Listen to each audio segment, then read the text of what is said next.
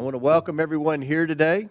Without objection, the chair may declare a recess at any time. I now recognize myself for the purpose of delivering an opening statement. This morning, we'll explore how we can make the federal government work better for all Americans. President Trump promised he would eliminate Washington waste and reform the unchecked federal bureaucracy. And he is delivering on his promise made to the American people. President Trump created the Department of Government Efficiency, or DOGE, to conduct a government-wide audit to root out waste, fraud, and abuse and ensure we protect taxpayer dollars. At the helm of President Trump's effort is Elon Musk, one of the most successful entrepreneurs ever. For decades and on a bipartisan basis, members of this committee have lamented the inefficiency of the federal bureaucracy. We fought never-ending battles against the waste, fraud, and abuse the bureaucracy generates during both Republican and Democrat administrations. One byproduct of this inefficiency, according to GAO, is the near $250 billion in annual improper payments the government issues. But now that President Trump is taking action to drain the swamp and expose how the federal government is spending taxpayer money, which he was elected to do, Democrats are hyperventilating and sensationalizing it.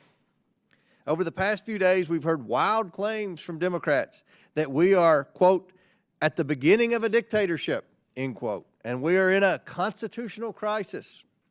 This kind of theatrical rhetoric is exactly what the American people rejected in November. Americans know that Washington needs reform, and DOGE is taking inventory to bring about change and steward taxpayer dollars entrusted to the federal government. Real innovation is not clean and tidy. It's necessarily disruptive and messy. But that's exactly what Washington needs right now. And it's what the American people voted for in November, a departure from the broken status quo. This committee intends to work in partnership with DOGE.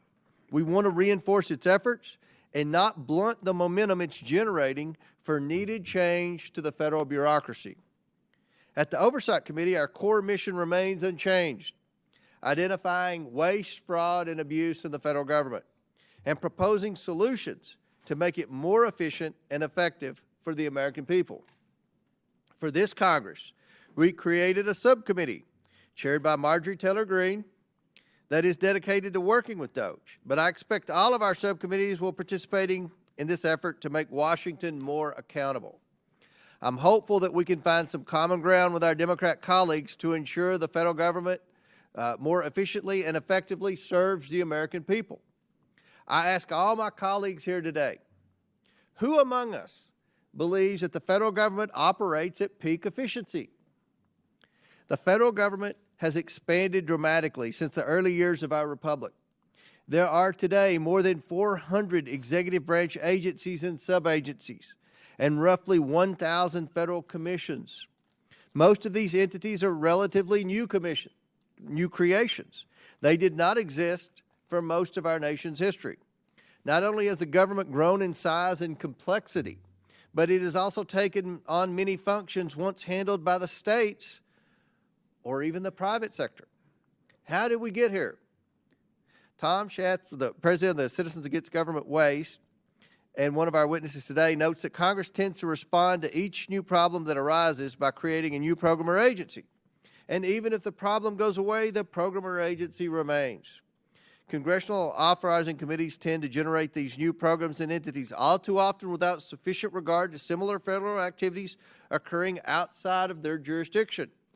Over time, the expansion of entities and programs has yielded an increasingly complex bureaucracy with a massive amount of overlap and duplication. For instance, the Government Accountability Office, the GAO, recently found 43 job training programs scattered across 9 different federal agencies. That's just one of dozens of areas of wasteful duplication the GAO has identified across a range of federal activities. I hope we can learn today from Governor Kim Reynolds, who proposed her own wide-ranging reorganization in Iowa, which the state legislature enacted. For example, she will detail how Iowa consolidated a host of state-level job training programs. Iowa's reorganization also eliminated or consolidated a slew of state agencies, commissions, and vacant job positions. Iowa's example shows that the chief executive of any unit of government, federal, state, or local, is well positioned to propose ways to streamline that government. After all, they're the ones who run it on a day-to-day basis.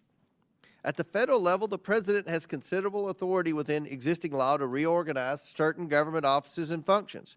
That's the case, for instance, with respect to USAID. But some reorganizations do require changes in law. Throughout our nation's history, such reorganization legislation typically originated from the White House. That's in part because for much of the 20th century, presidential reorganization proposals requiring changes in law were granted special consideration by Congress.